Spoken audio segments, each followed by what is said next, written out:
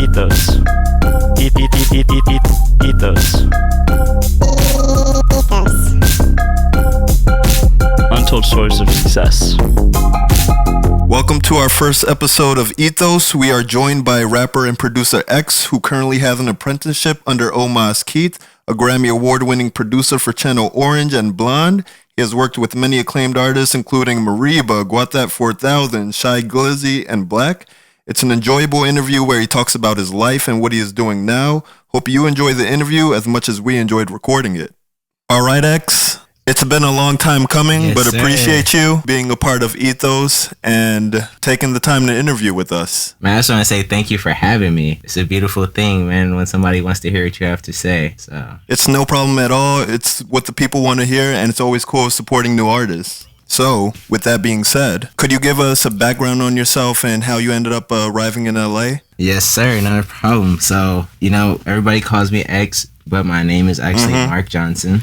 I'm a junior. I was the firstborn son, and I'm actually from California. So I was born here, and I lived here for probably 19 years before I left. Actually, 18 years before I went to the Air Force, and then I was in the Air Force for 2 years in military intelligence, and that was cool. I used that as an opportunity to get my free college, and I had some experiences, learned some things. I dealt with a lot of racism, from my superiors. But, I also dealt with other things from my superiors. I don't know, how raunchy this show is, but I actually received my first blowjob from my superior officer on duty in the Air Force. Oh, my God. So, shout out to her. I won't say her name, but she was the real MVP. And, But yeah, I unfortunately dealt with a lot of racism as well. And it wasn't from my peers. It was bad because it was from the people that controlled the trajectory of me and my career. Well, where was your base at? I was based in Texas. So if I would have stayed, I would have went to Japan. That was my first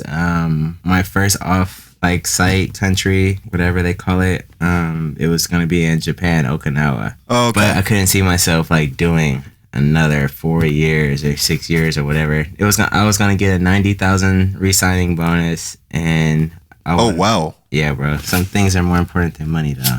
Yeah, definitely. But so I spent all my time in Texas. I worked in this building called a skiff. It's a building with one way in, one way out, and it doesn't have any windows. It's where you keep sensitive information. A majority of my job just dealt with finding people that needed to be found, people that targets of our country, deciphering coded messages, understanding the weapon systems of every country, knowing all the countries in the world, just a whole lot of knowledge and pattern analysis. That's what I did for 2 years. And then after I got out of there, I came back here to Cali for a little while, and something was off, and I thought it was just California, and I was like, I need to get out of California. And while I was in the military, my parents moved to Arkansas because my mom works for AT&T, and she used to manage that region of the United States, but now she has an executive position, and she works in Texas, and she's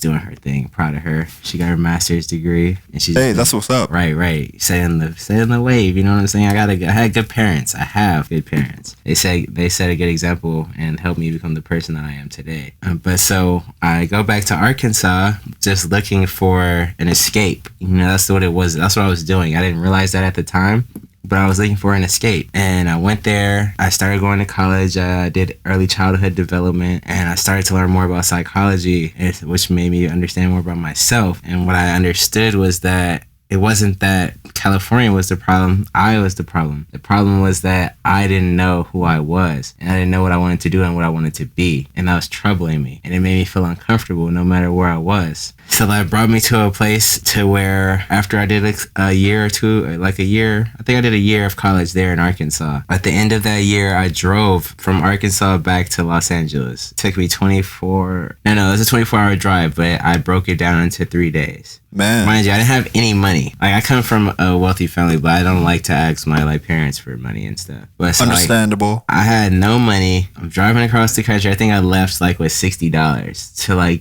use for gas or shit like that. God. Right? I'm fucking sleeping in hotel parking lots in my car, anything just to get back. because I was like, all right, like I feel like I get it. So I get back and I'm living in Hollywood over by the W Hotel, which is off of Hollywood Boulevard. And I started going to culinary school. I'm doing my thing, learning how to be a chef, and just learning more about myself as an artist, in which I never thought of cooking being an art before. But yeah, it is. And that definitely is. That led me to being a photographer. I've been a photographer for about 8 years. And that's when I really realized that I had an affinity for art, and I just saw things in a different way. Fast forward, I stopped going to culinary school after I pretty much did the whole program. I'm not the type of person that cares about graduating. I care about learning and being able to apply what I learned. That's it. The accolades are cool, but if I'm gonna have an accolade, I want something that is gonna be recognized worldwide, like a Nobel Peace Prize or something like that.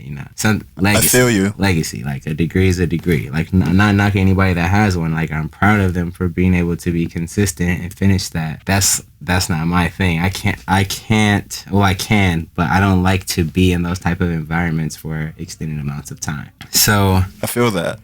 I fast forward, and I'm still in LA, and I'm doing photography only. And, I had my first couple gigs already, and then I had an opportunity to try mushrooms. And so I had been reading about yoga. I was reading this book called Self-Taught Yoga. So I'm learning about the body, the science and the makeup of the body. And I'm like, all right, I feel like I could try mushrooms. I did some research on it, understood what caused these different things to happen. But yeah, so fast forward, I do some research about it, find out that that main active ingredient is psilocybin, which has been used to treat depression for a long time. And the reasoning is because psilocybin turns off the part of your brain that causes depression. Were you feeling depressed at the time, or was it just something you wanted to try? That's a good question, This is Veronica, and you're listening to Ethos. If you or someone you know has a story to tell, slide into our DMs at EBB Ethos, and we'll hit you back. Enjoy the rest of the show. I feel like maybe I was experiencing depression, but I never understood what depression was. Because I coming from a background where I was the first son and I was the middle child as well. So I had a lot of time to myself, and I had a lot of not expectations to live up to, but people had ideals for how wanted me to be like my dad, So I ended up playing sports year round, basketball, football, and baseball. I'm training, and then I'm in my studies. I have tutors.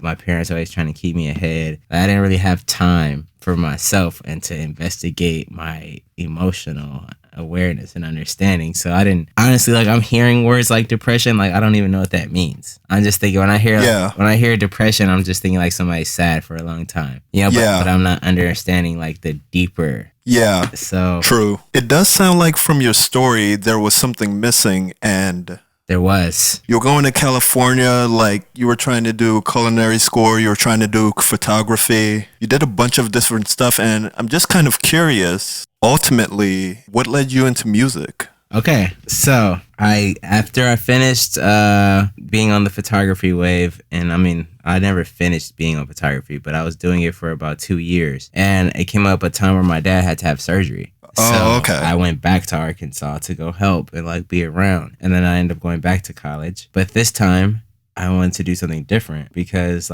basically every time I go to college until I don't have a GI Bill anymore, I want to learn something different because it's my opportunity to be introduced to new things and get paid to do it. So I go back to college and I go for accounting this time because I've always been good at math. And I'm all right, I could make easily upwards of $100,000 a year. All right, I could do it. Start going, and one day I'm doing it. It's cool. It's not really exhilarating or anything like that, but I'm good at it, and it's fine. It's not hard. And I'm walking out of the business building, and directly across the path is the arts building. And I just decided to go check it out one day, and I ran into a professor that he went to Juilliard. And we were just talking, and I was just telling him about the things I like about music. And I was telling him I had just got into music recently, but I don't really know if it's something that I want to pursue. And he told me I should come by his class one day and to just come try it out. And he was a vocal teacher. So I came by for a private lesson, and it went really well. And he wrote me a recommendation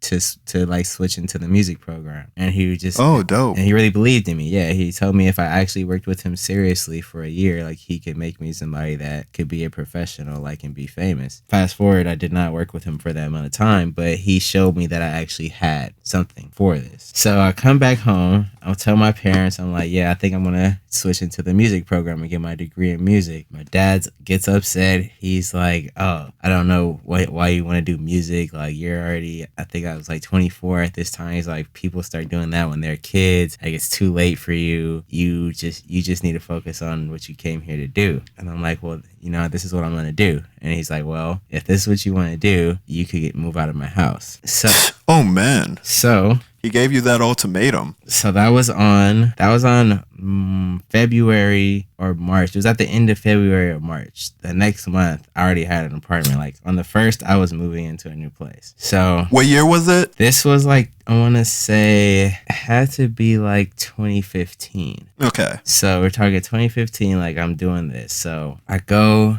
I move out, I start taking these classes. And, like, honestly, I've just never been a good school person, to be honest. So, like, when it comes to attendance, because I like to study and like to learn. And, like, I feel like I don't always learn at class. I'm just a strange person. So I missed a lot of his classes, but I went to a lot of his classes too. Plus the music was boring. Like, I was singing like folk music and classical music, so it wasn't exciting me. Like, I like jazz and soulful stuff. Yeah. So, like, that's where my heart was. That's where my head is. And also I'm working at the mall at this store called Zoomies. So I'm just splitting my time between those two.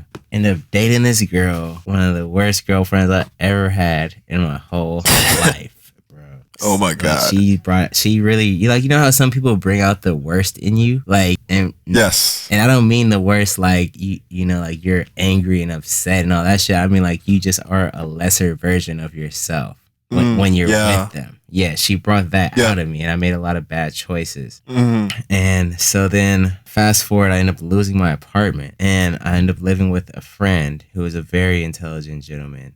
Extremely intelligent, and he puts me on to a different way of thinking. So now I'm like spending more time meditating and like understanding energy and like how the universe is working outside of like outside of what I believe, right? And I became a person that was more understanding to perspectives other than my own, and understanding that my perspective doesn't make it right either, even if it works for me. It doesn't. True. Right. So I started learning more about physics. I started just diving deeper into understanding. I ended up working for Best Buy. And this is now like 2016, almost 2017. I started working for Best Buy, and I'm like, all right, I'm gonna do music. So I got a laptop, I got a microphone, like a little weak USB microphone. And I gotta start somewhere. Yeah, right.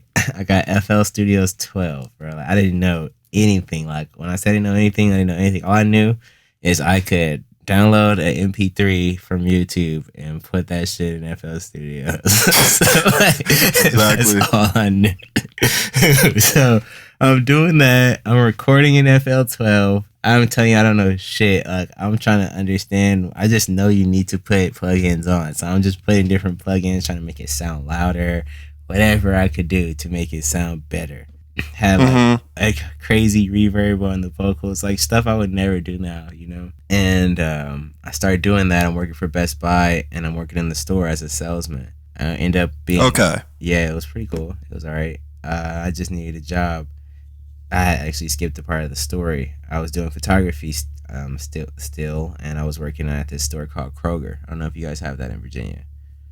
Yep, we do. Right, so southern parts of Virginia, yeah. So I was working for Kroger, and like I'm like the best, like literally, like not even like from a prideful place, just like on paper, I'm like the best addition to the store. Like, the manager came up to me and he's like, man, customer satisfaction's improved like by 80% since you started working here. I just like all this dope stuff, right? I'm getting ready for a wedding that I'm shooting, and my laptop dies. So I have to get a new laptop. Like, obviously, like, there's no way. Like, I'm like, Kroger, the wedding, like, what's the level of importance? So I missed one day of work to go get a laptop, and they fired me. They're like, we had to make an example out of you because we don't want other people, people thinking that they could just do that. And I'm like, all right, whatever. Like, low key, it was kind of like, it was levels of all kinds of things because I'm living in Little Rock, Arkansas. Yeah. at the time. So, but I'm like, okay, it's cool, whatever. I had got a new apartment by this time with my ex-girlfriend, and so I lost my job, and so I couldn't pay rent for 1 month. And then like she starts like getting like very antsy, and like our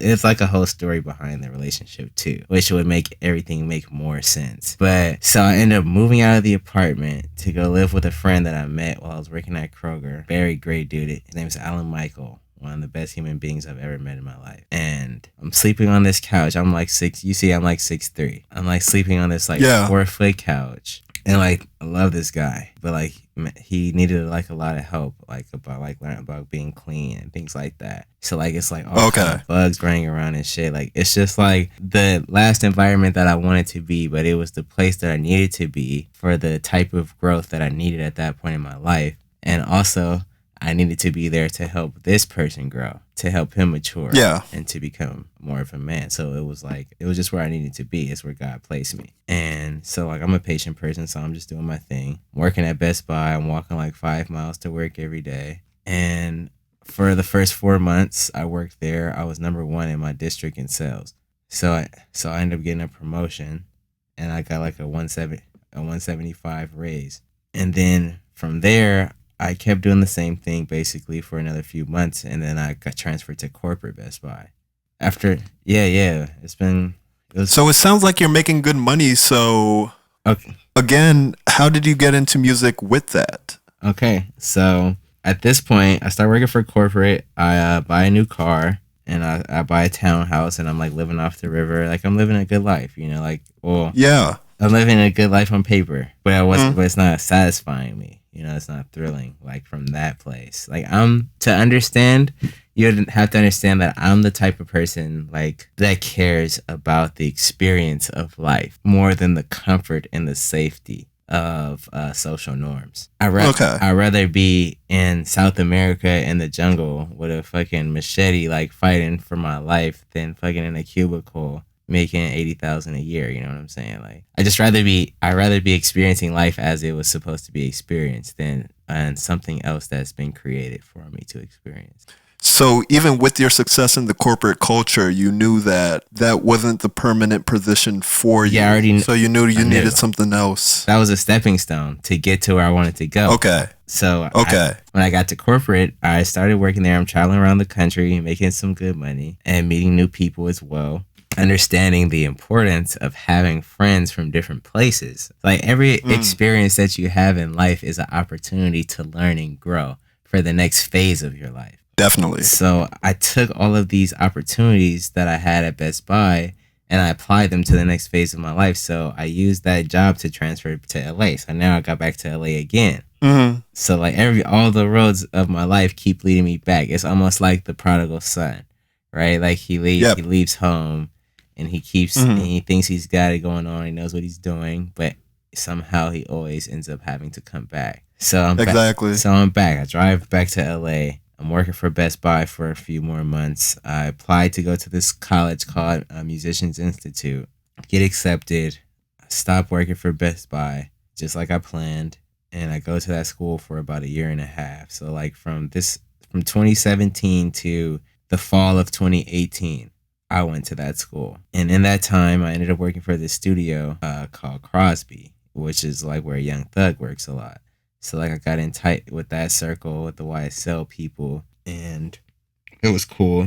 It was cool. You know, there was ups and downs. And also at MI, I met this girl named Mariana, which is how I got here to where I am today. We were in night class together, because that was the only way that I could work at Crosby and do MI. Was if I took night classes, because Crosby was more important to me than going to school. Like, almost anything that I'm doing with my life will be more important to me than going to school, even if I still decide to go to school at the same time, because like, I'm trying to have the experience. Like, yep. And I have a certain disdain for school, because I feel like elementary, like primary school to all the way to high school, like, I feel like it's almost like a brainwashing experience, because like, there's a lot of misteachings in there. Even though you learn fundamental things that you need to be a productive member of society, but some of those fundamental things that you learn are lies, because they're needed to make the system work.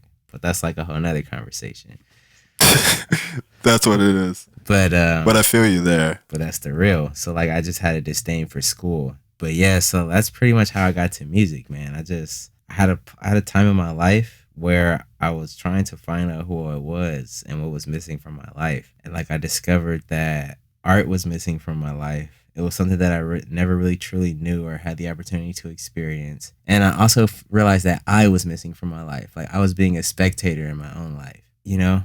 Do you get that analogy? Like, yeah, you know, other people are just living your life for you, even though you're doing the actions. It's almost like the Pinocchio effect. True. I had gotten comfortable with just doing what other people thought that I should do. And then I got extremely uncomfortable with it and forced myself to make a change by putting myself in extreme situations that I wasn't accustomed to make me have to rise to the occasion and actually become the best version of myself. And that's how I got to music.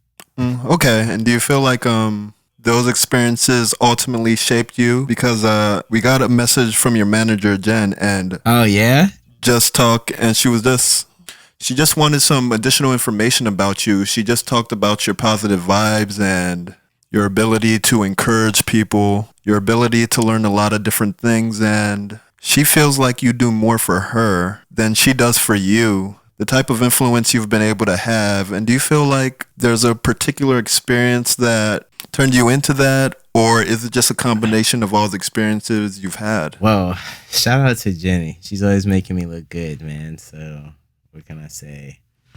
Man, I feel like those experiences definitely did shape me into the person that I am. But I also feel like innately I've always been the type of person that wants to see other people be better, you know? But I would say these experiences gave me the courage to be the force in somebody's life that they might not want, you know, to have uncomfortable conversations with strangers, because I don't really care at the end of the day how you feel about me after the conversation's over if I really feel like this is what you need to hear. Like, because I'm here to do my part and you're here to do your part, you know, and I'm not afraid to do my part. And so I guess that is the confidence and the courage that I was lacking for a large majority of my life is what enabled me to be a force in other people's life, you know? Yeah, because I don't know. I just always loved people. Like, people could definitely get on my nerves too because I love them.